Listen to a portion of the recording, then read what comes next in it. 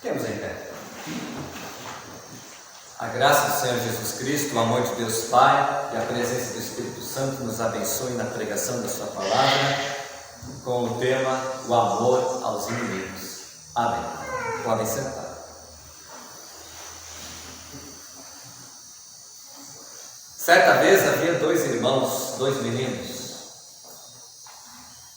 e eles eram diferentes de idade e de tamanho. Quando os pais saíam de casa, o irmão maior, mais grande, mais forte, ele batia no menor. Batia assim para machucar, deixava marcas. Ele odiava o seu irmão menor. Batia forte. Humilhava-o. E dizia assim: se você contar para o pai e para a mãe, quando eles chegarem em casa, eu vou dizer que você na verdade caiu de bicicleta. E depois você vai apanhar de novo.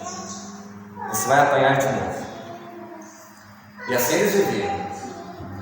Os anos passaram e esse irmão menor cresceu. Esse irmão que apanhava ficou muito maior que o outro. Ele era forte, ficou musculoso ele cresceu. Então o irmão malvado chegou um dia e deu uma bufetada, deu um soco nele, de um lado do rosto. E adivinha o que ele fez? Aquele homem, baita homem, mostrou o outro lado. Pode bater aqui, outra vez, se quiser. Interessante, né? Diferente. Ao ouvir isso, nós somos tentados a pensar assim: mas este menino é louco, este menino ele nem parece um homem, ele deveria se defender, usar seus braços, seu tamanho, sua força, usar para pelo menos parar de apanhar.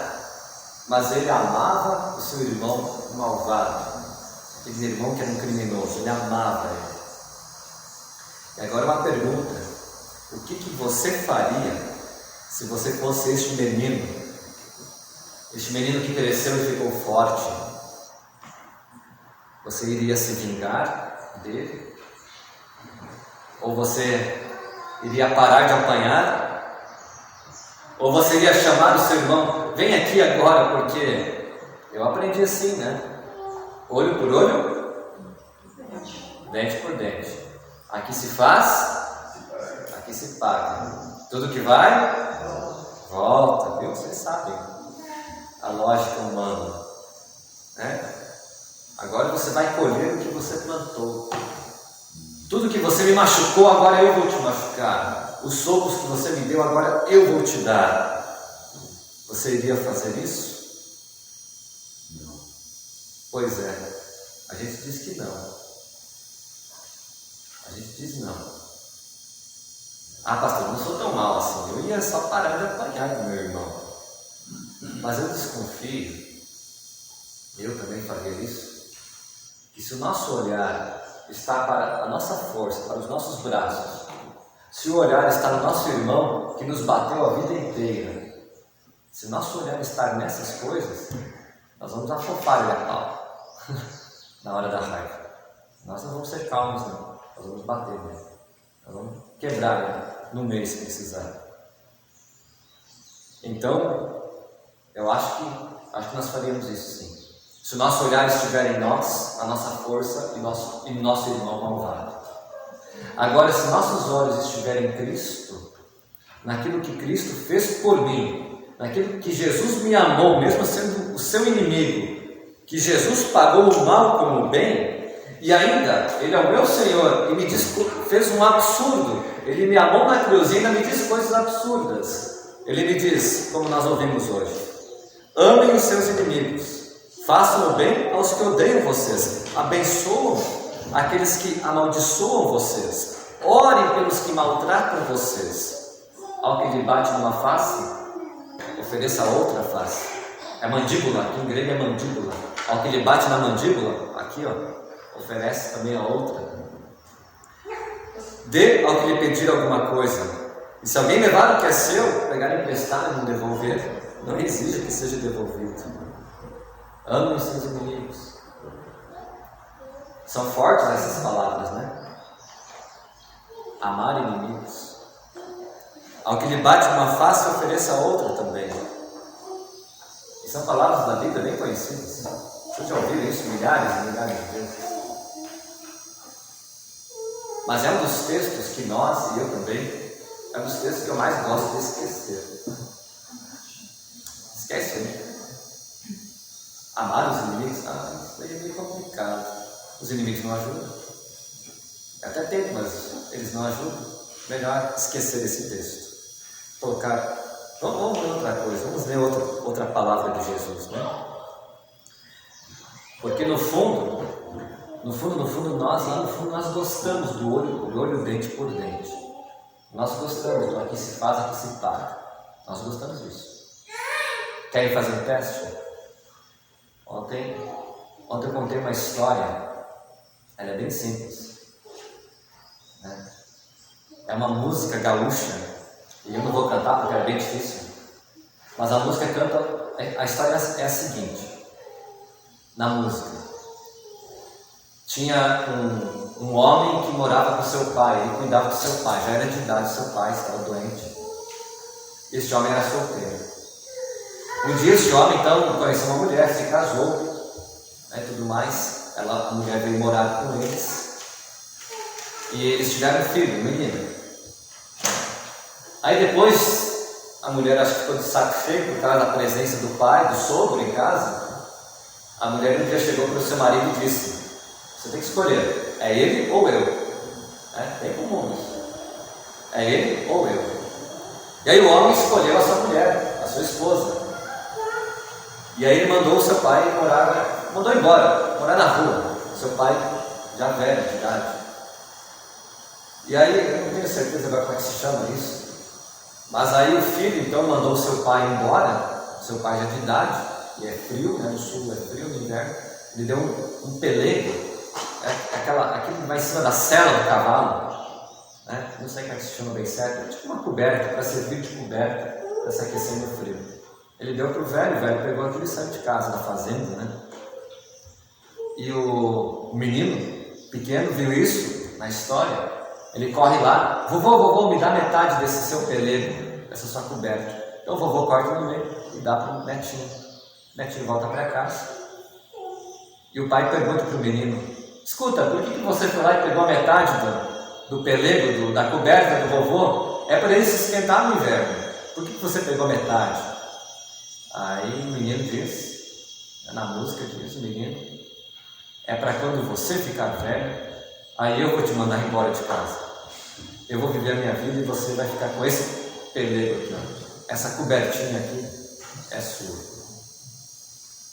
E aí, gente, a gente escuta uma música dessa, a gente escuta essa história, a gente pensa assim: que bonito. É verdade. É verdade. É uma história bonita. As pessoas ouvem isso e se emocionam na música. Que linda história. Mas é uma história errada.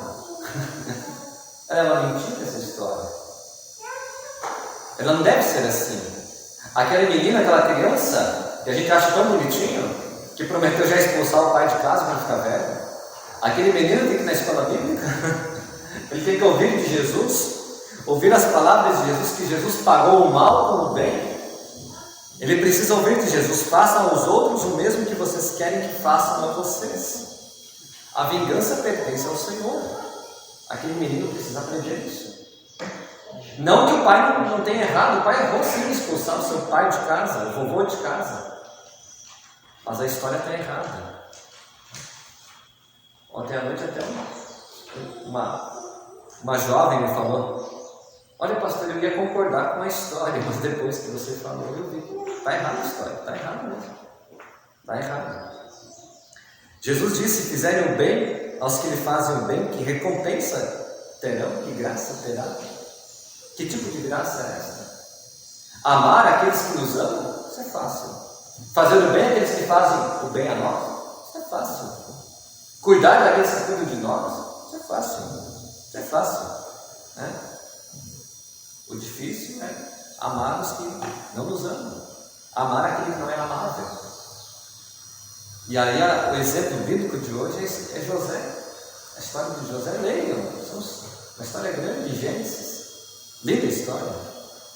José é a prova viva que ele era o irmão menor que apanhava e que de repente esse irmão maior se tornou grande, poderoso, forte, e na hora que ele podia bater nos seus irmãos menores, ele não bateu, ele tirou a mão, ele não fez isso. José, lembrando um pouquinho, ele era um dos 12 filhos de Jacó. Ele foi jogado num poço. Imagina no deserto, de dia é quente, de noite é frio, passar fome, passar sede. Mas de repente um irmãozinho lá disse: vamos fazer dinheiro com ele, vamos vender ele. Ele foi vendido como escravo. Ele tinha 17 anos na época. José foi vendido como escravo. Ele foi levado para o Egito, longe. Na leitura que a Natália fez, diz assim, na nossa Bíblia diz assim: tragam o meu pai para cá. E a leitura antiga diz: desçam para cá. Ou seja, Canaã no alto, desceu para o Egito. Uma viagem longa, a pé, quase 1000 quilômetros, daqui a São Paulo. E lá foi parar José. Aí lembra, ele interpretou os sonhos lá. Sonhos do faraó, do rei do Egito. 7 anos de vacas gordas, 7 anos de vacas magras. 7 anos de fartura, 7 anos de miséria. E aí o faraó nomeou ele governador, então ele se tornou grande, forte, poderoso no Egito, uma nação grande. E aí de repente os seus irmãos ficam sabendo que lá é o único lugar que tem comida. Eles se prepararam, guardaram as farturas para o tempo da seca. De repente, 10 dos seus 11 irmãos estavam lá na frente dele, de joelhos. Vieram comprar comida. E eles são os coitados, são famintos. Viajaram tudo isso, querem apenas comprar comida. E José foi meio grosso no início, antes da nossa leitura, José pergunta: quem são vocês? Vocês são espiões? E eles: não, somos de Canaã. Somos entre 12 irmãos. Agora presta atenção. O nosso irmão mais novo ficou com o pai, está cuidando do pai. E o outro irmão já não existe mais. José conheceu eles, e eles não conheceram José, porque eles excluíram José da sua vida. O nosso irmão não existe mais. Agora pensem na família de vocês, na vida de vocês. Quem é a pessoa que está viva, mas que talvez não exista mais para você, que não existe mais? Está viva, anda na rua, está com saúde, mas quem sabe para vocês não exista mais, está morta. Quem é? Interessante pensar nisso às vezes. Eles estão ali, são os coitados. E aí José meio que foi grosso com eles na hora, vocês são espiões, eu vou prender vocês. Então eles começam a falar na língua deles, só que José, o irmão deles, entendeu tudo, Eles falam assim: na verdade estamos sendo castigados por causa de nosso irmão, pois vimos a sua angústia da sua alma, quando nos pedia e não lhe demos ouvidos. Ou seja, os irmãos jogaram seu próprio irmão no poço e ele pedia misericórdia, me tirem daqui. Ele gritava, e eles não deram atenção. Jogaram ali, pegaram a roupa, levaram para o pai e disseram: teu filho foi atacado por algum animal. Está aqui a roupa, está aqui o sangue. Levaram para o pai e o pai ficou em luto por anos e anos. Então o irmão não existia mais, mas a mágoa estava lá dentro. Quando apertou a vida deles, nós estamos sofrendo, porque quando jogamos nosso irmão no poço, ele pedia misericórdia e nós não damos atenção. Isso estava no coração, na mente deles. Os gritos do jovem José. Eles começaram a discutir. E José entendia tudo. Então José segurou um dos seus irmãos ali, para que eles voltassem um dia, e mandou os outros 9 irmãos embora. Encheu as bolsas de comida, e eles vieram com dinheiro, vieram para comprar comida. E aí José mandou esconder o dinheiro dentro das bolsas de comida. Ou seja, José não vendeu comida, ele deu a comida de graça. O dinheiro, as bolsas de dinheiro estavam dentro das bolsas de cereais, de farinha, trigo, com certeza, milho. E assim eles voltaram, fizeram a viagem de volta. José devolve o dinheiro, sabe por quê? Em tempos de escassez, o que vale mais na nossa vida?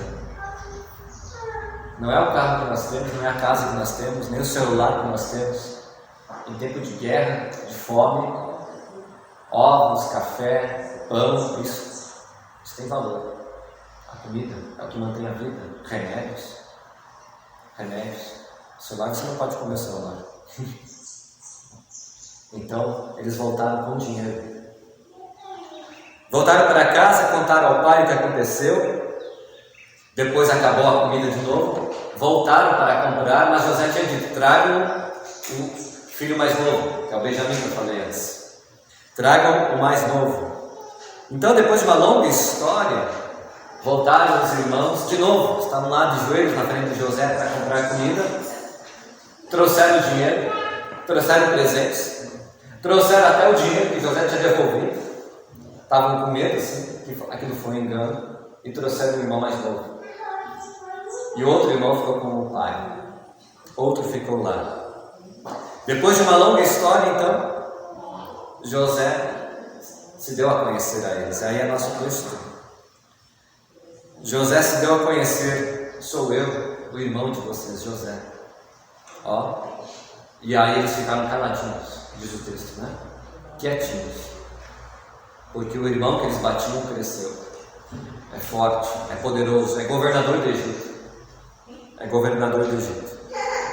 E aí José disse assim: porque já houve 2 anos de fome e ainda tem 5 anos pela frente, 5 anos de vacas magras pela frente, que não haverá lavoura nem colheita.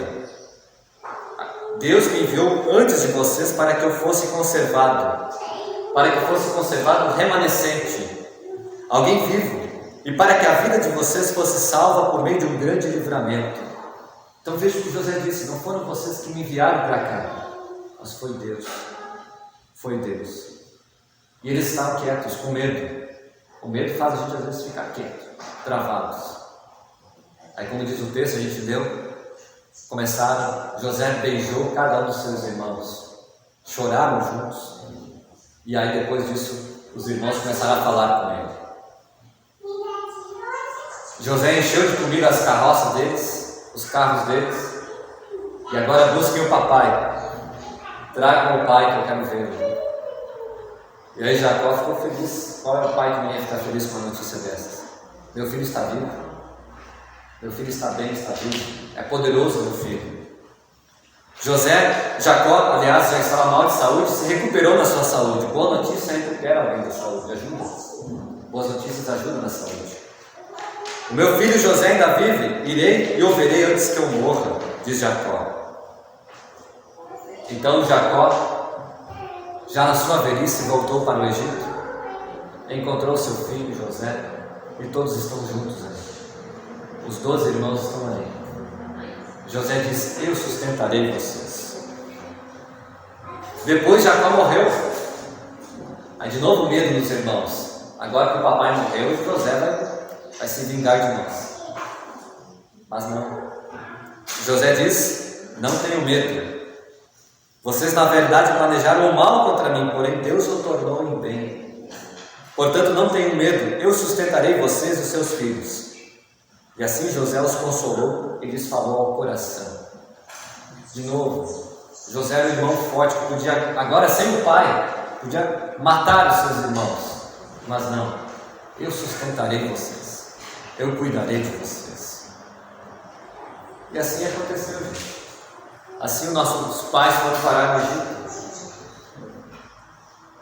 Foram parar, mas José sabia que um dia eles iam embora de lá, né? Depois José morreu e disse para seus filhos e netos, com certeza: depois que eu morrer, Deus vai nos visitar e leve meus ossos embora daqui. 400 anos depois, Moisés está cruzando o meio do mar, o mar aberto, depois de 400 anos carregando os ossos de José. Um dia Deus vai nos visitar e vai nos tirar daqui. Aqui não é nossa casa, o Egito não é nosso lar. a terra prometida lá, Canaã, que Deus prometeu. E foram embora. O que tudo isso nos ensina, queridos irmãos? O que toda essa longa história que eu contei ensina? Duas coisas bem simples. É muito fácil eu, como pastor, dizer assim: você tem que ser como José, você tem que perdoar os inimigos, você tem que amar os inimigos. Isso é fácil de falar, é fácil de ouvir,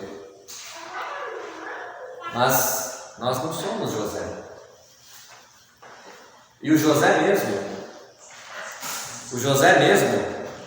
ele é a presença de Jesus na vida dos irmãos. O correto é dizer assim, então: José era Jesus na vida daqueles 11 irmãos malvados.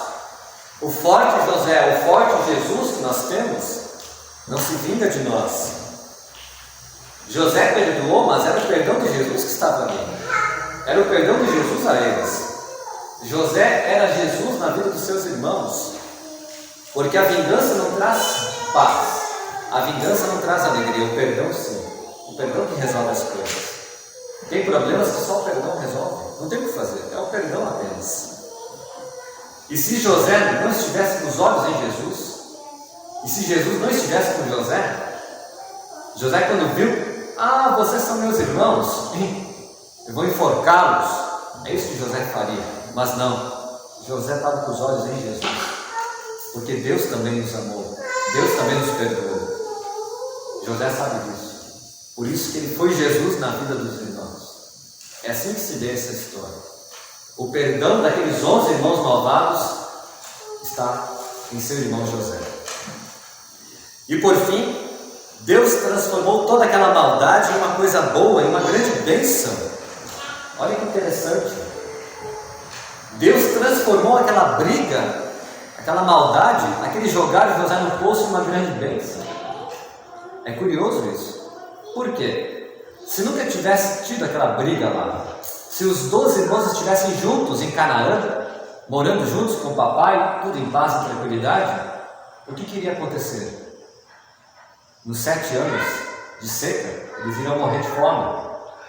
O nosso povo ia acabar, nossos pais iriam morrer de fome. Mas de repente deu uma briga ali, um foi lá para o Egito, Deus abençoou ele, e aquele que foi maltratado virou o socorro dos irmãos, virou a bênção que os irmãos precisavam, senão eles teriam morrido de fome. Eles, estrangeiros, indo lá em terra estrangeira comprar comida, os egípcios iam dizer: vocês que morram de fome. Mas eles chegaram lá e tinham alguém conhecido, o seu próprio irmão, que perdoou e amou eles. Então, levem isso para casa. Deus pode transformar as dificuldades da nossa vida em grandes bênçãos. Deus transforma as coisas difíceis de nossa vida em bênçãos. Deus escreve reto por linhas tortas. Nosso Deus é maravilhoso a cada dia. Amém. E que o amor de Jesus sempre nos acompanhe a cada dia de nossa vida. Amém.